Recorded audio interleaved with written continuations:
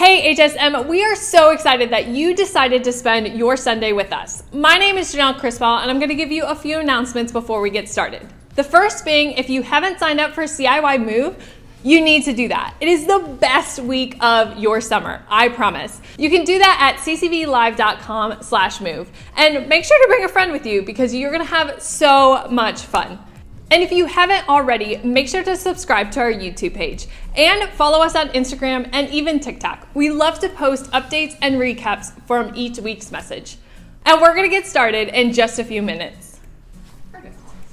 Done. Okay. What is up, everybody? Thank you for joining us online tonight. We're so hyped that you are with us, joining us, and I hope you've had a great week so far.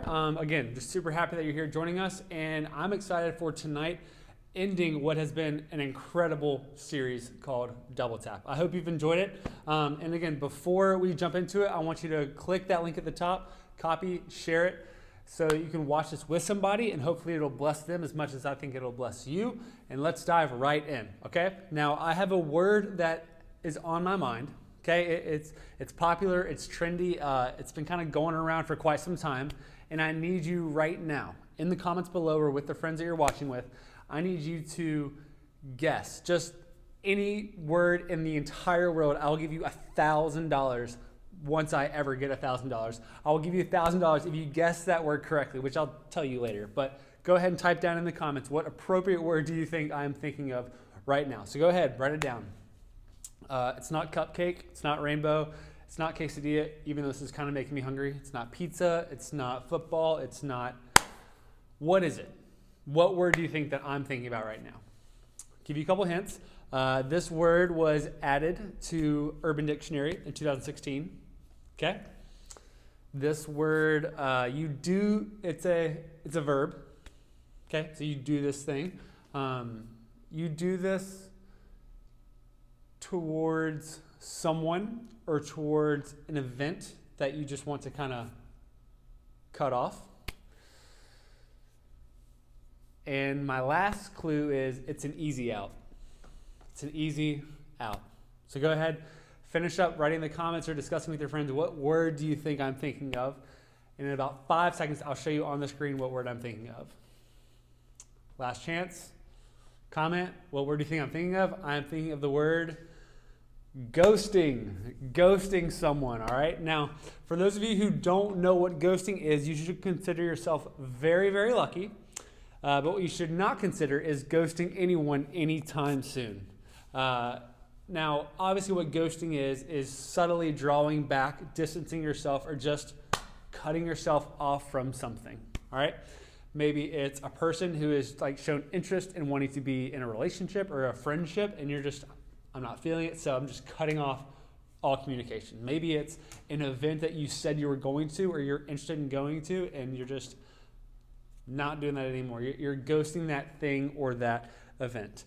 Now, I need to ask you, what would you all prefer to be when it comes to ghosting? Would you prefer ghosting over the phone if it was with someone, like over text, DM, phone call, basically not in person, or in person? Which would you prefer? On one hand, it's very easy to send a text and just say, told them no mas, no more, thank you, I'm done.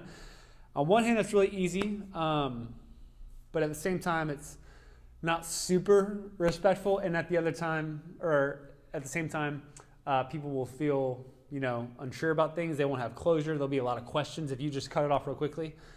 Or do you prefer in person, just like being straight up honest if you're cutting something off with someone when it comes to a friendship or a relationship? In person is a lot tougher, but at the same time, it's much more respectable. You typically leave on good terms, and both people have closure, so it's kind of, better that way. But what do you prefer? Because I remember when I was your age, in fact, when I was in high school, I was actually limited, okay? I was limited in how we could cut off things or how we could kind of distance ourselves from people when it came to social media. I did not have social media in high school. Can you just imagine what a different world that must have been like? There was this thing with our phones, depending on the plan that you had, each student had different minutes for the month. That's right. We had a certain amount of allotted minutes that we could talk on the phone. We sometimes even had a certain number of texts that we could receive and send in a month's time, and it just reset each month. Isn't that just, it's insane to think about. I know, because it's so abnormal to think about today. But the interesting thing is that because we couldn't just ghost someone over the phone, everything had to be done in person. All right. So if someone was going to break up with somebody, it was always face to face, in person. And sometimes people had to end things with other people in front of crowds, which added more drama, and things got a little spicy sometimes. Okay. In fact, this reminds me of a story which I can't believe I've never told you about. A story of Robert and Anna. I thought about it the other week, and I can't believe I've never told you the story of Robert and Anna. Now, the only thing I can remember about Robert and Anna, or Anna and Robert, is that they dated for like 2 to 3 years, and in 10th grade, all right, 10th grade, there was sort of a fallout, as you could say. In 10th grade, I remember it was after PE one day, and we were in the locker room, and Robert was talking it was just Valentine's Day, so it's sort of current in terms of the month of the year, as we are now. It was just after Valentine's Day, and Robert was bragging to all the guys in the locker room just about, how good him and Anna were, how much he was like running the relationship. He wore the pants, and he had Anna wrapped around his finger. He kept saying that phrase. He loved saying, "I got Anna wrapped around my finger, man. She does anything I say." And it was like, we weren't cheering him on. We were just like, "Dude, do you know what you sound like?" But what he didn't know, and what we didn't know, is that there's actually a shared air vent over both the boys and the girls' locker room.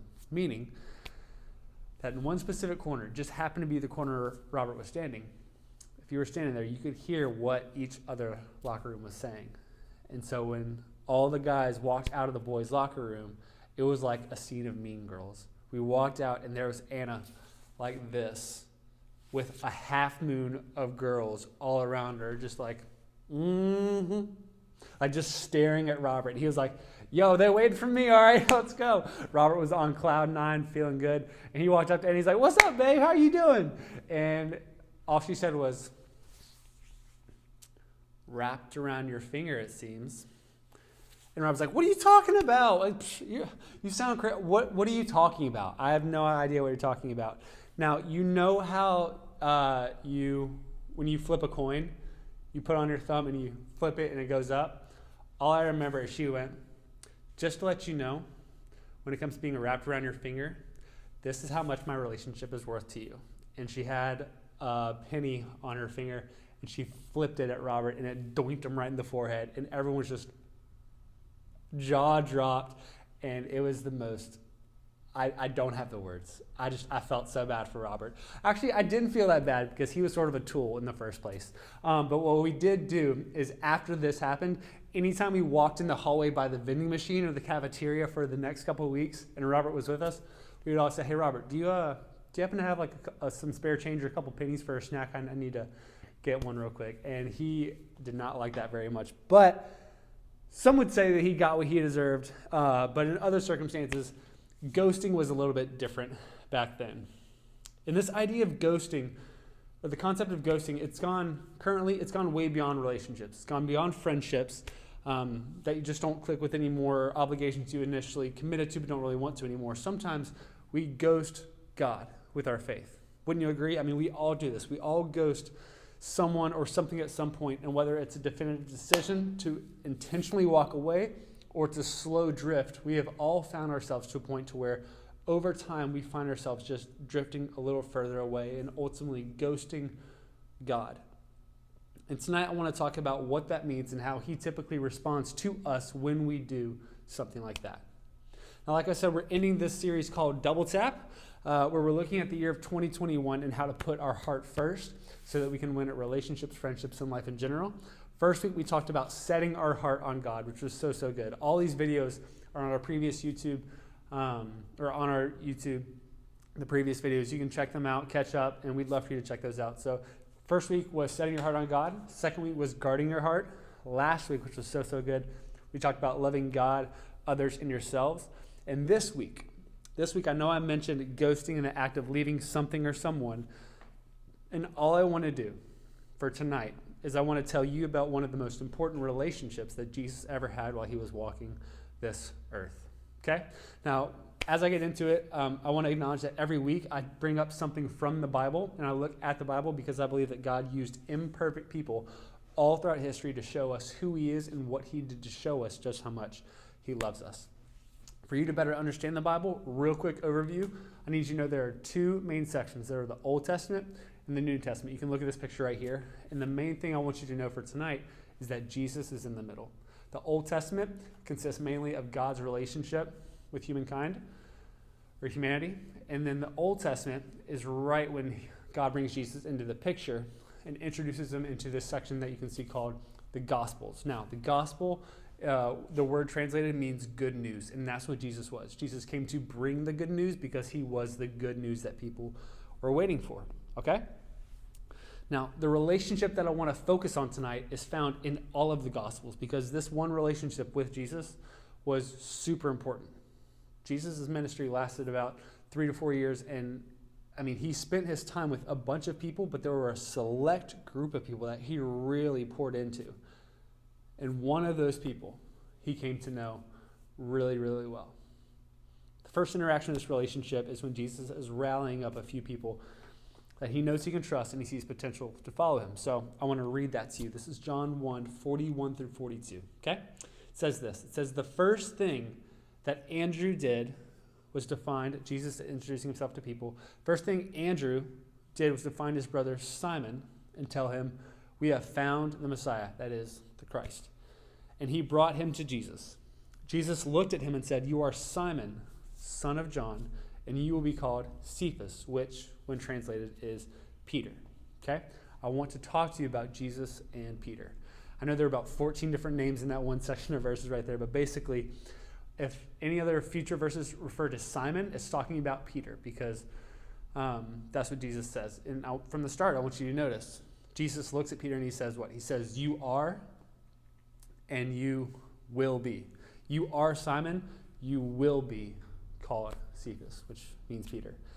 And I want to take a quick moment and I want to acknowledge that God sees you for who you are right now with all of your stuff.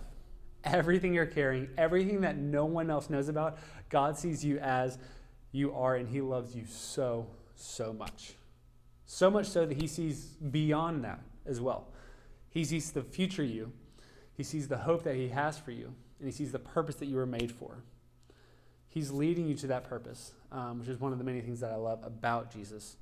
Now, the next main interaction is when one day Jesus is walking along the beach and he sees all these fishermen working, earning their keep, and just getting food for their families. And when all of a sudden, Jesus just gets in one of those boats. He starts speaking to the crowd, but he gets into one of these boats. Whose boat do you think he gets in? Peter's, right? He gets into Peter's boat. Now, Peter was exhausted from a full day of working, fishing and gathering, but Jesus tells him to do something sort of strange. Check this out. Luke 5, 4 through 5. Jesus says to Simon, Peter, put out into deep water and let down the nets for a catch. Simon, Peter, answered, Master, we've worked hard all night and haven't caught anything, but because you say so, I will let down the nets. Now, again, Peter was ready to go home, throw out the nets, but Jesus said, nope, I want you to trust me. I want you to throw out the nets to the other side of the boat. And what did Peter do? He begrudgingly listened, and look what happened. This is so cool. Luke 5, 6 through 9. When they had done so, they had caught such a large number of fish that their nets began to break. So they signaled their partners in the other boat to come and help them. And they came and filled both boats so full that they began to sink. When Simon Peter saw this, he fell at Jesus' knees and said, go away from me, Lord. I am a sinful man. For he and all his companions were astonished at the catch of the fish that they had taken. Now, what I love about this is that Peter is an everyday fisherman. This is what he does for work. He knows the ins and outs of the sea. He knows how to fish. And here comes this miracle-working man, Jesus, who just says, yo, I know what you know. Trust me. Try this. And Peter's just blown away. So much so that he knows that this is not your average Joe. He's not just your ordinary man. This is actually the Son of God. So Peter and Jesus continue to hang out, and Peter is growing more and more to trust Jesus and see that, again, he's not this average man, but the real Son of God. He understands this. He becomes Cut that part out. So Peter and Jesus continue to hang out, and Peter's growing more and more to trust Jesus and see that, again, he is not just this average man, but the actual Son of God. And as their relationship is building, it's not just that Peter begins to trust Jesus, but Jesus also begins to trust Peter with certain tasks and responsibilities. Their relationship is truly building. Now, what I love is that any movie that you love, you may not notice this, but it's often a character within the movie that you love, or a character of a show that you love. And the biggest, most important aspect of a movie that you love is called character development. And it's you seeing the story of this person's life change over the course of the movie, or over the course of the show. And that's what's happening to Peter in the Gospels. We are seeing him grow as he experiences this relationship with Jesus. Because it was Peter who witnessed Jesus healing his mother firsthand when she was sick. It was Peter who Jesus called to walk out on the water, which Peter did. Peter walked in the middle of a miracle on water. It was Peter, when Jesus washed the disciples' feet, who knew that he wasn't worthy to have his feet washed by Jesus and insisted to wash Jesus, but Jesus said, "No, trust me, Peter. I love you enough to do this." And so Peter took that. It was also Peter, get this, it was Peter who took out a sword to defend Jesus and sliced a dude's ear off when Jesus was being arrested. Peter would do anything for Jesus. Lastly, it was Peter who, when Jesus said that everyone would scatter and flee after he died, it was Peter who said Matthew 26:31. Check this out. Then Jesus told them, "This very night you all will fall away on account of me." To which Peter replied, "Even if all fall away on account of you, I never will." After every single thing that Peter had seen, after everything that Peter had experienced, and after the relationship that had been developed over the years between Jesus and Peter, Jesus looks at Peter and responds with these words. Matthew 26:33-35. Peter replied once again, "Even if all fall away on account of you, I never will. Truly I tell you," Jesus answered, "this very night, before the rooster crows, you, Peter, will disown me 3 times. But Peter declared, "Even if I have to die with you, I will never disown you." I gotta ask, have you ever promised something with the utmost intention only to fail miserably? Have you ever had one of those Hail Mary prayers where it's like, "God, I swear, if you get me out of this, I will never, ever sneak out of the house again." Or "God, if you somehow, by the miracle of however you work, if you get me to pass this test, if you get it to where my parents never find out about this, I will never steal a street sign or a stop sign again. I will never go out. I will never disobey. I'll become a monk, God." Have you ever had those Hail Mary prayers where you're offering anything up and you mean it, but even if your prayer gets answered, what do you do the next day? What do you do the next week? We just kind of go back to things as if nothing happened, right? As Jesus was taken away, being led to the cross, all of his disciples, including Peter, did something he'll never forget.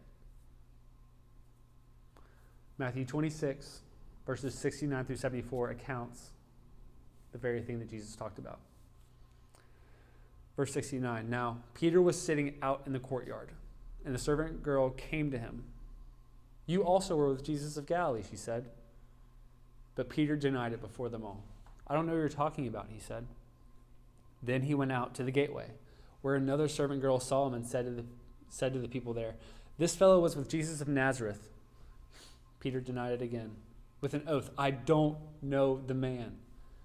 After a little while, those standing there went up to Peter and said, 'Surely you're one of them. Your accent gives you away.' And then Peter began to call down curses, and he swore to them, 'I don't know the man.' And immediately a rooster crowed." Jesus was completely ghosted by Peter, denied, rejected, and left alone by one of the few people that Jesus spent the last 3 years of his life pouring into. How would you feel in this moment if you were Jesus? If you were just ghosted by Peter, what emotions would you be feeling? Hurt, betrayed, angry, wasted time, maybe? What about How would you feel if you were Peter? Failing someone like Jesus after having been so close. After coming into your life, loving you, calling you to be something more than what you've been, encouraging you, loving you, forgiving you, and showing you that you were made for so much more. The Bible actually says that Peter, verse 75, Peter then remembered the words that Jesus had spoken. Before the rooster crows, you'll disown me 3 times. And he went outside and wept bitterly. He wept bitterly. The truth is that at one point or another, you or I experienced the very thing that Peter experienced. Whether it's you're growing here at HSM, or maybe you even came way back in middle school at Impact or 678. You go to an event like PCTC or CIY and you feel something like maybe God's trying to reach out to you and extend his love and catch you, but then over time you just go back to normal as if it never did happen, as if it was a dream. We just slowly retract ourselves, slowly distancing ourselves, slowly ghosting God. If we're being honest with ourselves, we've all ghosted God at some point. We've chosen everything else right in front of us. And when that inevitably fails, we think one of 2 things. Either God has what I need, or he's not interested in us anymore. But God is not wanting to be your last option. God is not wanting you to hurt yourself along the way as you navigate the craziness of this world, only to find that at the end of the day, he doesn't just have what you need, he is what you need. He is the very thing that you've been searching for, and he is ready to respond to you right now as you're watching this at home with somebody, wherever you are. He is ready to respond to you right now the same way he even responded to Peter, even after Peter ghosted him. After Jesus was crucified, word got around 3 days later that he rose from the dead. And when Peter heard this, he and his buddy John sprinted to the tomb only to find his linens there that Jesus had left. Peter, I want you to picture this, with his head hung low, reliving the shame of his denial, he made a decision that you and I often make. Peter told his friends that he was going to go back to fishing, back to his previous life, back to doing what he was doing before Jesus ever came in his life, as if he never did. And I think that sums us up as humans, unfortunately, really well. When we're in a moment with faith where we're good and we're growing, we want more, but the moment we fail, we think God loses interest. When we fail, we want to leave or hang our head in shame, go back to what we knew and forget it ever happened. This is what Peter did, and this is what we do.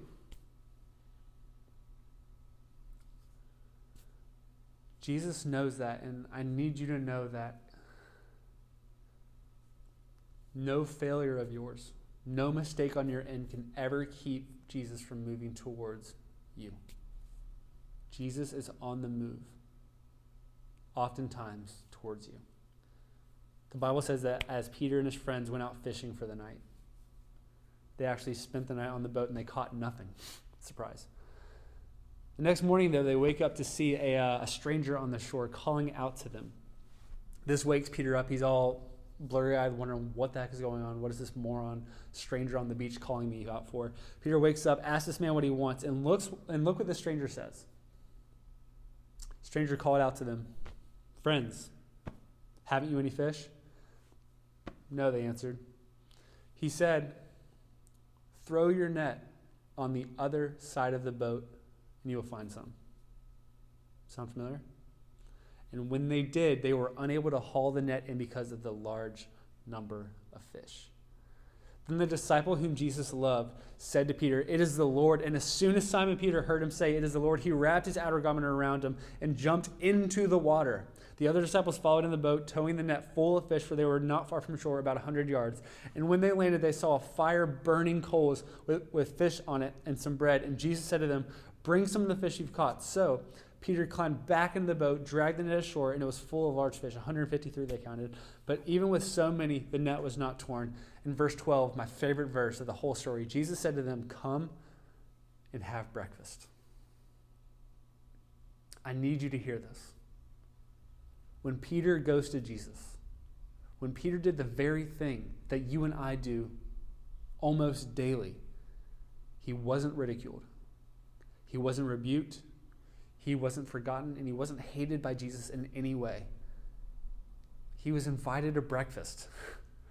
That's a relationship. That is what Jesus is offering to you. And if you've ever found yourself just pushing God to the side, not really caring about him, or whether you failed in some way, join the club.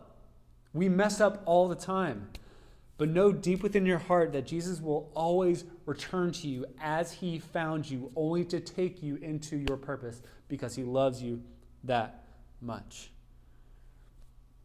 If you've ever ghosted God, I want to encourage you with the truth that God still loves you and he will never leave you. I want to end with this verse, and I just want to encourage you. 2 Timothy 2:13 says this: if we are faithless, basically if we make up, if we mess up, if we make mistakes, if we fail time and time again, if we are faithless, he remains faithful, for he cannot disown himself. I want you to hear that and trust, even as you continue to live your life, even as you make mistakes and mess up. Know that God is there. Know that he is with you. He will never leave you. He'll never forsake you. He will remain faithful even when we fail. I love you guys. Have a great week. See you next week.